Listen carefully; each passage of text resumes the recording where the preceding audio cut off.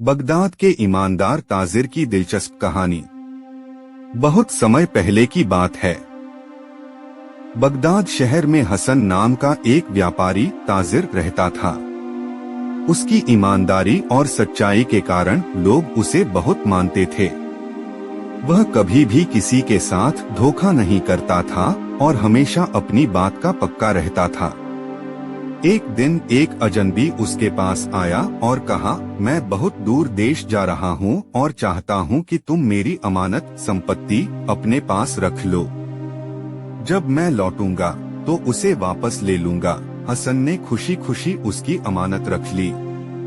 कई साल बीत गए लेकिन वह आदमी वापस नहीं आया। हसन ने सोचा कि शायद वह अब इस दुनिया में नहीं रहा, लेकिन उसने फिर भी उसकी अमानत को सुरक्षित रखा। एक दिन हसन के व्यापार में बहुत नुकसान हो गया। उसके पास धन की भारी कमी हो गई और उसके कई दोस्त व रिश्तेदारों ने उसे सलाह दी कि वह उस अमानत का उपयोग कर ले। लेकिन हसन ने मना कर दिया और कहा, यह मेरी नहीं, किसी और की संपत्ति है। मैं इसे कभी हाथ नहीं लगाऊंगा। कुछ वर्षों बाद वह अजनबी वापस आया और हसन से अपनी अमानत मांगी। हसन ने तुरंत उसे वह धन और सामान लौटा दिया। वह व्यक्ति बहुत खुश हुआ और बोला, ऐसे ईमानदार व्यक्ति बहुत कम होते हैं।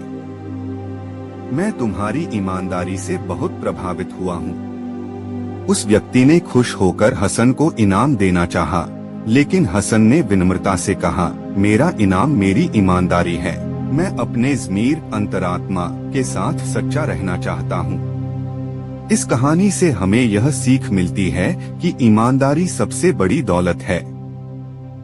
धन दौलत तो आती जाती रहती है, लेकिन एक बार खोई हुई साख प्रतिष्ठा वापस नहीं आती।